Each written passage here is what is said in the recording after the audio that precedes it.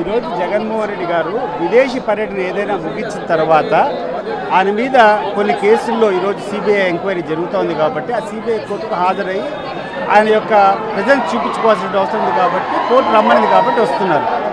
కానీ జగన్మోహన్ రెడ్డి గారు ఎక్కడే కానీ ఆయన ఇక్కడికి వస్తున్నట్టు పత్రికా ముఖంగా కానీ లేకుండా ఉంటే వేరే రకంగా ఎటువంటి అప్పీల్ చేయలేదు. మీరు చూసినట్టయితే ఈరోజు సాక్షి పేపర్లో కానీ సాక్షి ఛానల్ మా సొంత ఛానల్ ఎక్కడైనా జగన్మోహన్ రెడ్డి గారు షెడ్యూల్ వేసామా అంటే జగన్మోహన్ రెడ్డి గారు వస్తున్నట్టు ఎవరికి తెలవకపోయినా వేరే రకాలుగా తెచ్చుకున్నటువంటి ఆయన అభిమానులు ఇంత పెద్ద ఎత్తున ఈరోజు వచ్చారు.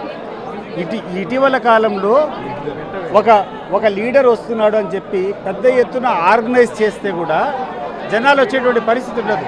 అటువంటిది ఎటువంటి పిలుపు లేకుండా ఎటువంటి ఆహ్వానం లేకుండా ఇంత పెద్ద ఎత్తున జగన్మోహన్ రెడ్డి గారి కోసం జనం రావడం చూస్తే జనం పట్ల జగన్ పట్ల జనానికి ఉండేటువంటి అవినాభావ సంబంధాన్ని ఈరోజు రుజువు చేస్తాం.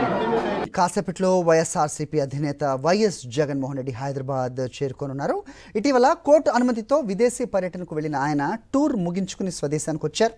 కోర్టు ఆదేశాల మేరకు అటెండెన్స్ ఇచ్చేందుకు ఆయన నాంపల్లి సిబిఐ కోర్టుకు హాజరు కానున్నారు. కోర్టులో హాజరు ప్రక్రియ ముగిసిన తర్వాత లోటస్ పాండ్లో తన నివాసానికి చేరుకుని తల్లి విజయమ్మను కలుస్తారు. గతంలో వైఎస్ జగన్ ముఖ్యమంత్రిగా ఉన్న సమయంలో కూడా ఆయన 2 సార్లు హైదరాబాద్ వచ్చారు. అప్పటి తెలంగాణ ముఖ్యమంత్రి కేసీఆర్ నివాసానికి కుటుంబ సమేతంగా వెళ్లి మర్యాదపూర్వకంగా కలిశారు. ఆ తర్వాత కేసీఆర్కు శస్త్రచికిత్స తర్వాత మరోసారి ఆయన్ను కలిసి పరామర్శించారు.